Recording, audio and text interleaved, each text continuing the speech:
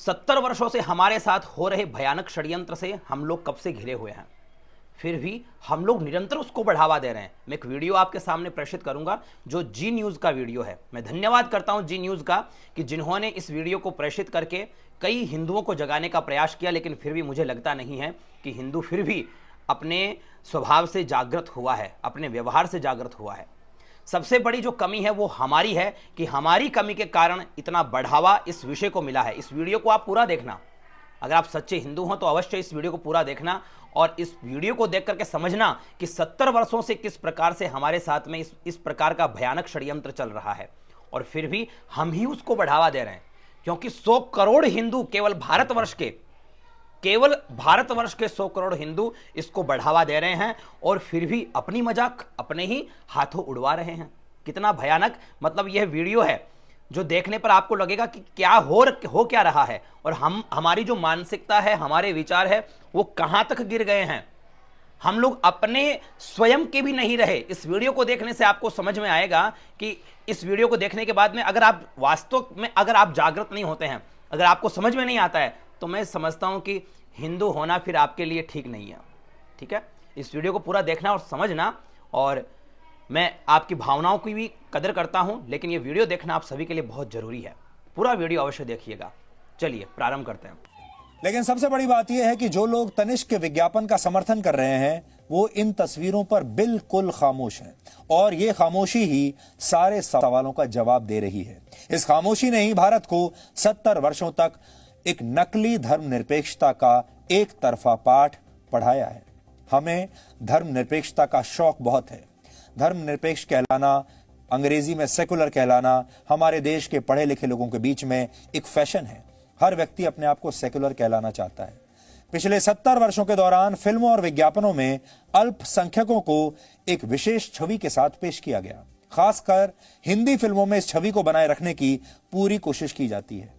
फिल्मों में अगर खलनायक हिंदू होता है तो उसके साथ उसके धार्मिक चिन्हों का प्रयोग जरूर किया जाता है। अब आप याद करके देखिए, दोबारा से अपनी याददाश्त पर जोर डालिए। जैसे माथे पर टीका लगा देना या गले में एक मोटी सी माला डाल देना।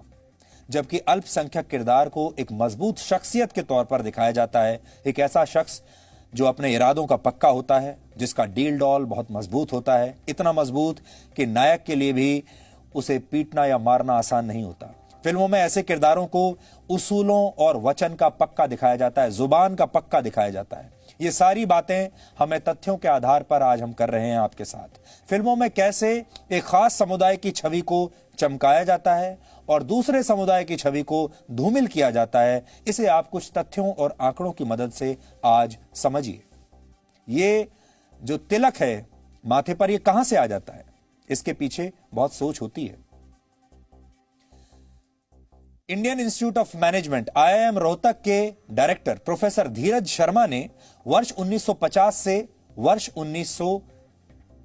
वर्ष 2010 के बीच, यानी 60 सालों के बीच रिलीज हुई कई हिंदी फिल्मों का अध्ययन किया और इस अध्ययन के नतीजे आज आपको चौंका देंगे। इस अध्ययन में, स्टडी में यह पता चला कि हमारी फिल्मों में सिखों के 74% किरदार ऐसे होते हैं जिनका मजाक उड़ाया जाता है। भ्रष्ट राजनेताओं के 58% किरदार ऐसे होते हैं जिनके सरनेम ये बताते हैं कि वो हिंदू ब्राह्मण हैं या ऊंची जाति के हैं। भ्रष्ट व्यापारियों के 62% किरदारों के नाम वैश्य वर्ण से संबंधित होते हैं।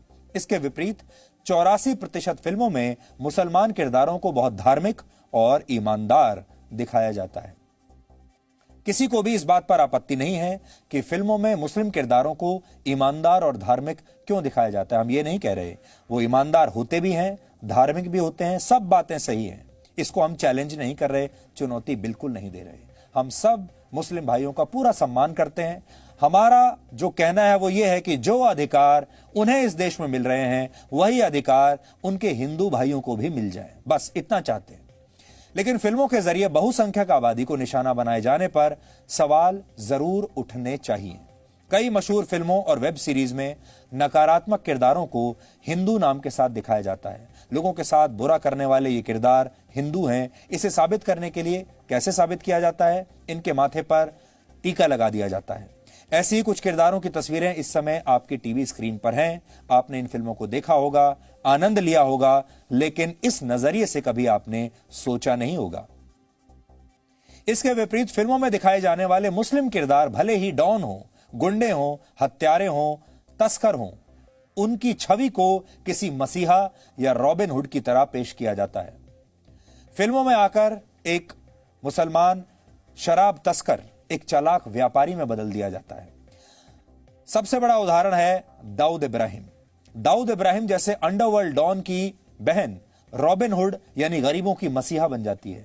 दाऊद इब्राहिम को भी एक डॉन की तरह दिखाया जाता है, पूरे ग्लैमर के साथ दिखाया जाता है। एक गुंडा लोगों की मदद करने वाले व्यक्ति में अचानक से बदल जाता है। आपको ऐसे एक नहीं अनेक उदाहरण अगर आप चाहें तो मिल जाएंगे हमारी फिल्मों में। फिल्मों में हिंदू धर्म का मजाक बहुत आसानी से उड़ा दिया जाता है, लेकिन क्रिएटिव फ्रीडम के नाम पर किसी और धर्म के साथ ऐसा करने की हिम्मत किसी प्रोड्यूसर, डायरेक्टर या एक्टर में नहीं होती। 1970 में आई मशहूर हिंदी फिल्म दीवार का आपको याद होगा एक मशहूर किरदार था विजय, जिसे अमिताभ बच्चन ने निभाया था उस समय। विजय का किरदार, वो भगवान के मंदिर जाकर भगवान पर सवाल उठाता है, लेकिन किसी को इसमें कोई आपत्ति नहीं हुई और यह फिल्म सुपर हिट हुई थी और इसे देखने वालों में भी बड़ी संख्या में हिंदू लोग थे। फिल्मों में फूहड़ किस्म के किरदारों के नाम अक्सर राम रख दिए जाते हैं, आपत्तिजनक डायलॉग लिखे जाते हैं, लेकिन इस पर कोई कुछ नहीं बोलता। वर्ष 2013 में एक मशहूर फिल्म आई थी जिसका नाम था गोलियों की रासलीला रामलीला। इस फिल्म में रणवीर सिंह राम के किरदार में थे, दीपिका पादुकोण के किरदार का नाम था लीला। इस फिल्म में एक डायलॉग आता है जो इस प्रकार है, राम रंग रलियां मना रहा होगा हनुमान गली में। इस फिल्म में भगवान श्री कृष्ण और हनुमान का भेष धारण किए हुए कुछ लोगों को फूहड़ किस्म का डांस करते हुए दिखाया गया और सीन के बैकड्रॉप में भगवान राम का एक पोस्टर लगा हुआ था। पीके जैसी फिल्म में भी बड़ी आसानी से हिंदू रीति रिवाजों और प्रथाओं पर सवाल उठाए गए, लेकिन जैसे ही किसी फिल्म पर इस्लाम या ईसाई धर्म को मानने वाले लोग आपत्ति करते हैं, वैसे ही उस फिल्म के प्रदर्शन को रोक दिया जाता है या उसके इस तरह के सीन्स को सेंसर कर दिया जाता है। भारत में बनने वाली हिंदी फिल्मों में पाकिस्तान तक के लोगों की भावनाओं का ध्यान रखा जाता है, लेकिन बहुसंख्यकों की भावना का ख्याल किसी को नहीं आता। IIM रोहतक के डायरेक्टर प्रोफेसर धीरज शर्मा ने इस विषय पर रिसर्च की थी, जिसके बारे में हमने आपको बताया। उन्होंने 20 ऐसी फिल्मों का अध्ययन किया जिनके केंद्र में पाकिस्तान था। इस रिसर्च में पता चला कि 18 फिल्मों में पाकिस्तान के लोगों को दिल का बहुत अच्छा और भारतीयों का स्वागत करने वाला दिखाया गया था, जबकि भारत के लोगों को धार्मिक रूप से कट्टर दिखाया गया था। उदाहरण के लिए मशहूर हिंदी फिल्म बजरंगी भाईजान में हिंदू किरदारों को कट्टरपंथी और संकीर्ण मानसिकता वाला दिखाया गया, जबकि ज्यादातर पाकिस्तानी किरदारों को दिल का साफ सुथरा, अच्छा और खुली सोच वाला दिखाया गया था। पाकिस्तान में हिंदी फिल्में देखने वालों की संख्या 18 करोड़ है, जबकि भारत में जिन बहुसंख्यक हिंदुओं के दम पर फिल्मों को हिट कराया जाता है उनकी संख्या करीब 100 करोड़ है। फिर भी भारत की फिल्मों में पाकिस्तानियों को तो सम्मान मिल जाता है, लेकिन बहुसंख्यक हमारे ही देश के अपना मजाक अपने ही देश की फिल्मों में उड़वाते रहते हैं। लेकिन अगर आप दक्षिण भारतीय फिल्मों को ध्यान से देखेंगे तो वहां की ज्यादातर फिल्मों में ऐसा नहीं होता। दक्षिण भारत की फिल्मों में मंदिर भी दिखाए जाते हैं और नायक को गर्व के साथ हिंदू के रूप में दिखाया जाता है। इसका सबसे बड़ा उदाहरण मशहूर फिल्म बाहुबली है, जिसका मुख्य नायक न सिर्फ हिंदू है बल्कि भगवान शिव का एक बहुत बड़ा भक्त भी है। यह अजीब विरोधाभास है कि फिल्मों में बहुसंख्यकों का अपमान होता है, अल्पसंख्यकों को सम्मान मिलता है। लेकिन एक जमाना था जब मुस्लिम अभिनेता जब हिंदी फिल्मों में आते थे तो वो अपना नाम बदल लेते थे, या ये सोच लीजिए कि उन्हें अपना नाम बदलना पड़ता था। हालांकि हम इस प्रथा का भी उतना ही विरोध करते हैं। उन्हें अपना नाम बदलने की क्या आवश्यकता है? उन्हें अपना नाम बिल्कुल नहीं बदलना चाहिए था। लेकिन जब मैं आपको उदाहरण दूंगा तो आप चौंक जाएंगे। उदाहरण के लिए मोहम्मद यूसुफ खान दिलीप कुमार बन गए, मशहूर एक्टर दिलीप कुमार। मुमताज जहान दहलवी मधुबाला बन गई, मशहूर अदाकारा मधुबाला। मेजबीन बानो मीना कुमारी बन गई और हामिद अली खान अजीत बन गए। आज हमारा सवाल है, क्यों? अपने असली नाम से इन लोगों ने अपने किरदार क्यों नहीं निभाए? असली नाम से फिल्मों में काम क्यों नहीं किया?